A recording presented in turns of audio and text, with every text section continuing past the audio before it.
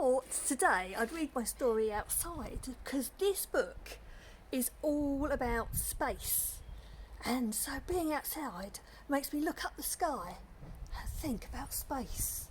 What's up there that we can't see? And this book is called Mousetranaught, and it's a story that's been written by a real life astronaut called Mark Kelly. So, shall I read it?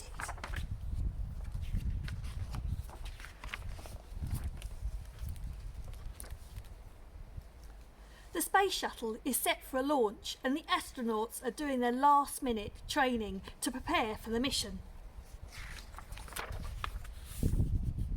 NASA is sending along some special guests for this flight, and they're training too. Can you see who they are?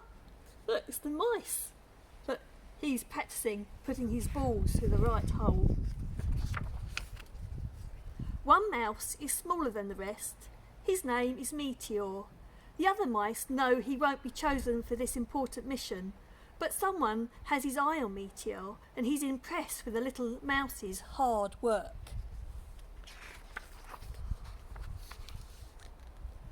The shuttle commander announces that 6 mice will be selected for the flight. He picks 5 of the biggest, strongest mice. But for the 6th spot, to everyone's surprise, he chooses, look, Meteor! You don't need to be really big and strong, you need to be brainy too. All 6 are taken to their new home, a special cage called the Mouse Hotel. The other mice are nervous as the countdown begins, and not Meteor. All the mice are taken to their new home, a special cage called the Mouse Hotel. The other mice are nervous as the countdown begins, but not Meteor.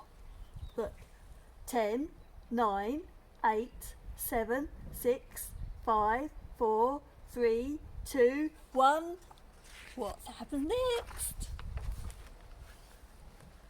Lift off! Look, there's a shuttle. It's going up in the air. You see the world below.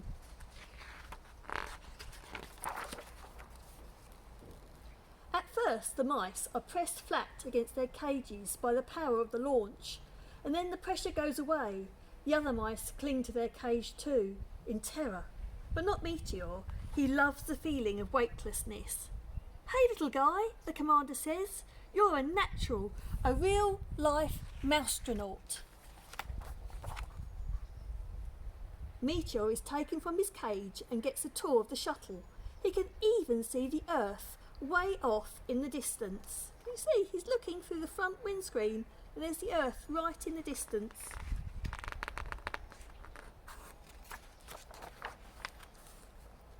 The astronauts are all very busy during the 14th day flight.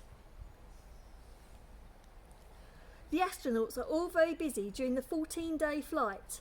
There are spacewalks to take and experiments to conduct. And what can Meteor do to help? I wonder what he can do. It's on the computer. This isn't good, says the commander. We need that key back. Oh no, what's he done? Oh look, in the page you can't see, there's a little key and it's dropped down in between all the control panels. The commander's saying that they need the key back. I wonder what it's for. One astronaut tries to move the monitor. It doesn't budge. Another slips her fingers into the crack, but the key is stuck down too deep. One tries pushing it out with a long piece of metal, but with no luck. No one can reach it.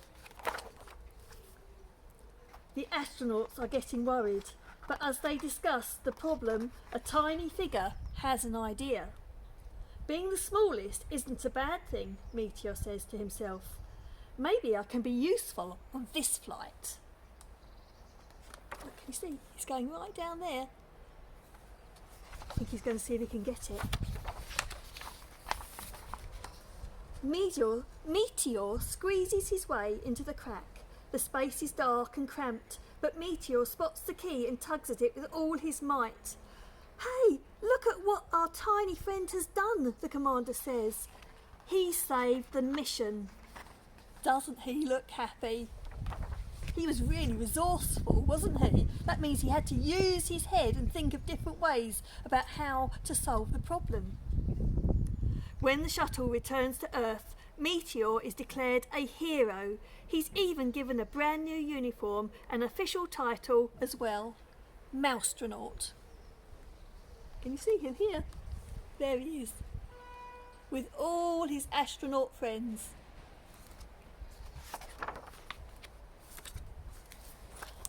Now that was a fantastic book. I really enjoyed that. I think Mrs. Howells would love that book because she loves space.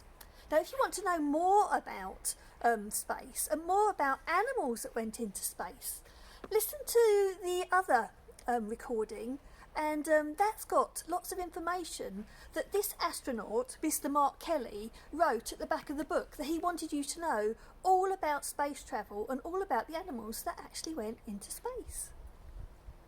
See you soon.